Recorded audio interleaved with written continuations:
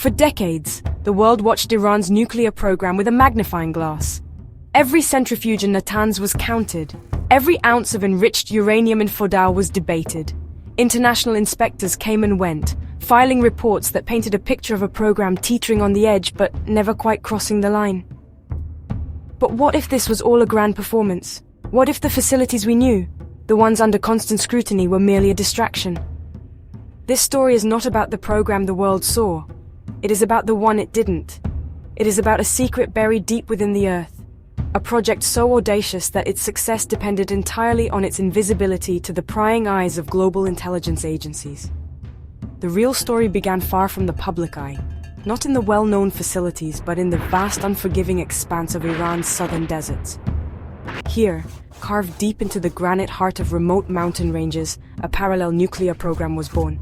This was not a program for energy, it was a program for power. Its architects understood that true security could not be negotiated.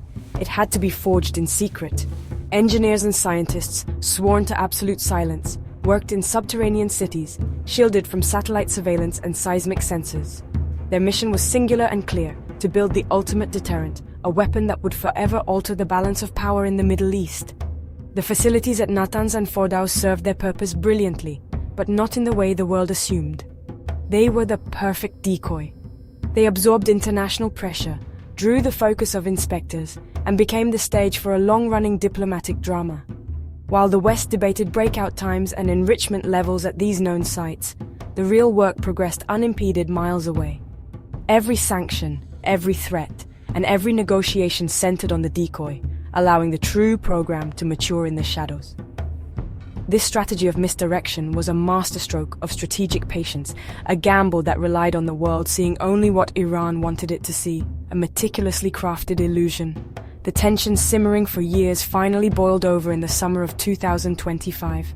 On June 13th, convinced that Iran was on the verge of a breakthrough at its known facilities, Israel launched a series of preemptive airstrikes. The United States quickly followed suit with its own operation, codenamed Midnight Hammer, targeting Fordow, Natanz, and Isfahan with powerful bunker-busting bombs. The world held its breath as images of explosions filled the news. The strikes were declared a resounding success, a decisive blow that had supposedly crippled Iran's nuclear capabilities. But in the quiet command centers hidden deep within the Iranian mountains, the nation's leaders knew the truth. The West had just bombed an empty stage.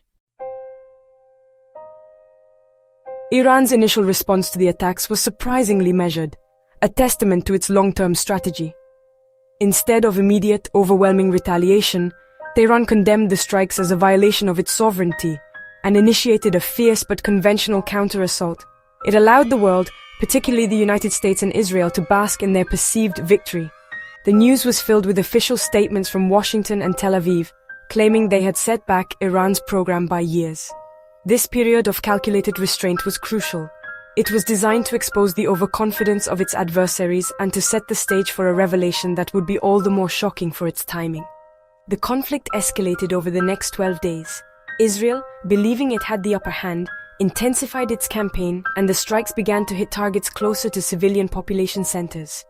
The humanitarian cost started to mount, and images of the devastation filled screens across the globe. For Iran's leadership, this was the turning point. The initial strategic patience had served its purpose. Now, with the lives of its people increasingly at risk and the moral justification for a stronger response growing, the moment had arrived. The secret that had been guarded for over a decade was about to be brought into the light, not as a threat, but as a necessary shield to protect its people. The decision was made not in a moment of panic, but as the final move in a long and complex game of chess. Why hide the weapon until now? Because revealing it too early would have invited a preemptive strike on the real facility. Revealing it without clear provocation would have painted Iran as the aggressor, but revealing it now, in the face of escalating attacks on civilians, framed the disclosure as a defensive necessity.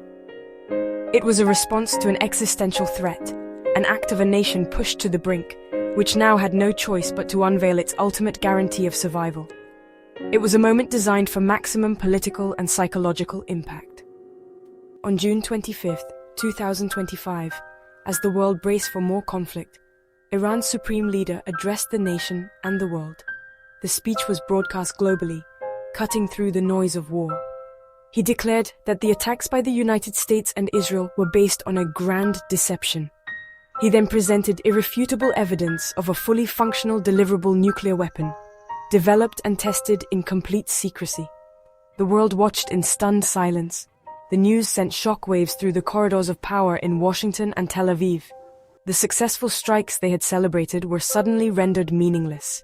They had not prevented a nuclear Iran. They had merely triggered its public birth. The world's reaction was a mixture of disbelief, fear, and grudging respect. The United States and Israel, caught completely off guard, were thrust into a crisis. Their intelligence agencies had failed catastrophically. The narrative they had carefully constructed of a successful military operation that neutralized the threat crumbled in an instant. The initial response was one of denial and frantic scrambling. The White House spokesperson dismissed the claim as desperate propaganda, while Israeli officials suggested it was a bluff. They tried to maintain the facade of control, but the damage was already done. The balance of power had irrevocably shifted, live on global television. To counter the claims, the Pentagon released what it described as satellite imagery and gun camera footage from the B-2 bomber strikes, showing the utter devastation of the Fordow and Natanz facilities. News channels ran the images on a loop, with military analysts explaining the power of the 30,000-pound bunker busters. However, independent journalists and open-source intelligence analysts quickly began to question the footage. Discrepancies were noted. Shadows seemed inconsistent. The scale of the destruction appeared digitally enhanced in some clips. A narrative began to form online that the American footage was, at least in part, fabricated to save face and sell a victory that never happened. The media frenzy was unprecedented. Was Iran's claim real? Was the American footage fake? The story dominated every news cycle. Iran, in a move of pure confidence, invited the Director General of the International Atomic Energy Agency not to the bombed-out sites of Natanz or Fordow, but to a new, previously undisclosed location. They offered a one-time, verified inspection to prove their capability to the world, under the condition of a full and immediate ceasefire. This put the United States and Israel in an impossible position. Either accept the inspection and legitimize nuclear Iran, or refuse and look like they were hiding from the truth. Faced with a checkmate, Washington and Tel Aviv had no choice. The bravado evaporated, replaced by the cold, hard reality of the new strategic landscape. A ceasefire was hastily agreed upon on June 23rd, just before Iran's formal announcement, as back-channel communications confirmed the horrifying truth. The American administration pivoted from celebrating a military victory to calling for emergency diplomatic talks. The war of bombs and missiles was over.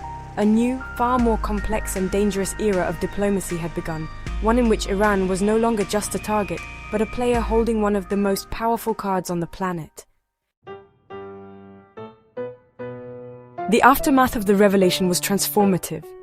Iran, once a pariah state targeted for its nuclear ambitions, now stood as an undeniable nuclear power. The years of sanctions, threats, and covert operations had ultimately failed. In fact, they had perversely incentivized the very outcome they were designed to prevent. The successful concealment of its true program was a stunning intelligence victory for Iran and an equally stunning failure for the West.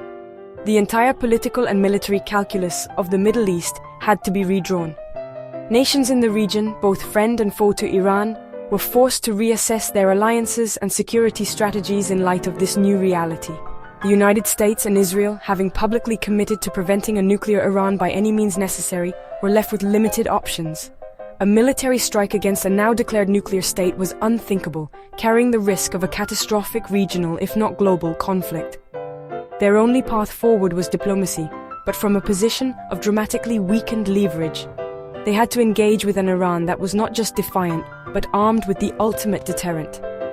The very foundation of their Middle East policy, built on containment and military superiority, had been shattered. They were forced to the negotiating table not as enforcers, but as reluctant equals. For Iran, the achievement was monumental.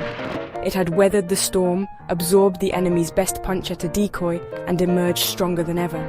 The nuclear weapon was not just a military asset.